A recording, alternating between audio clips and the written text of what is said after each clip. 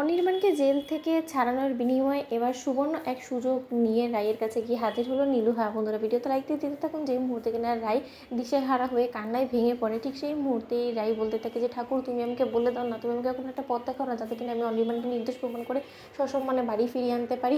ঠাকুর তুমি আমাকে কোনো একটা পথ দেখাও। অন্যদিকে রায় বলতে থাকে যে ঠাকুর তোর এই প্রার্থনাটা গ্রহণ করেছে, তাই তো ঠাকুর আমাকে দেবদূত হয়ে তোর কাছে পাঠিয়েছে। রায় দিদিভাই ঠিক সেই মুহূর্তে রায় নীলুকে দেখা মাত্র বলতে থাকে যে তার মানে নীলু বলতে থাকে যে দেখ দিদিভাই, আমি তোকে বলছি তুই যত চেষ্টা করিস না কেন, তুই যত শরীরে জোর দেখানোর চেষ্টা করিস না কেন, তা সত্ত্বেও কোনো মতে এই যাত্রা তুই আর তোর বরকে নির্দোষ প্রমাণ করে সসম্মানে বাড়িতে ফিরিয়ে আনতে পারবি না। কারণ মিডিয়া থেকে শুরু করে সকলের মধ্যে এইটা ছড়িয়ে পড়েছে যে তোর বর আসলে ঠিক কতটা কুৎসিত প্রজাতির মানুষ, এবং এই একই কাজ যে ও কোয়েলের সঙ্গে থেকে শুরু করে আরও অনেক মেয়েদের সঙ্গে করেছে এটাও কোর্টে প্রমাণিত হয়ে গিয়েছে। তাহলে নিশ্চয়ই তুই বুঝতে পারছিস যে এই যাত্রায় তোর বরকে শাস্তির হাত থেকে কেউ বাঁচাতে পারবে না। কিন্তু হ্যাঁ, আমি তোকে একটা জিনিস অপশন দিতে পারি যে এই যাতে আমি তোকে কিছুটা হলে হেল্প করতে পারি, যদি তুই আমার সঙ্গে কোঅপারেট করতে চাস।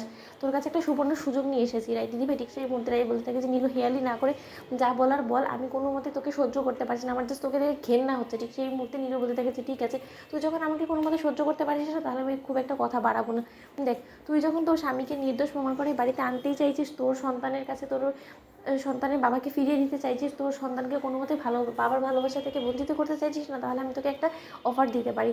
ধরে নিতে পারিস যে এই অফারটা যদি তুই কোনো মতে মিস করে যাস, তাহলে তুই চিরকালের জন্য তোর বরকেও হারিয়ে ফেলতে পারিস। তখন রাই বলতে থাকে যে কী বলার তো আছে তোর, বল।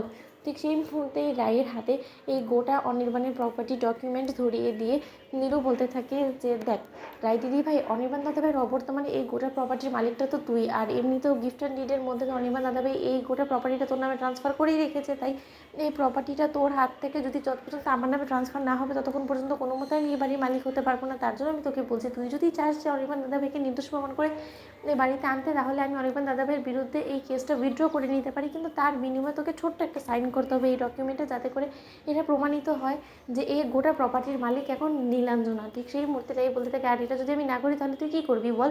তুই আমার স্বামীর জন্য আরও বিপদ বাড়িয়ে তুলবি তোর।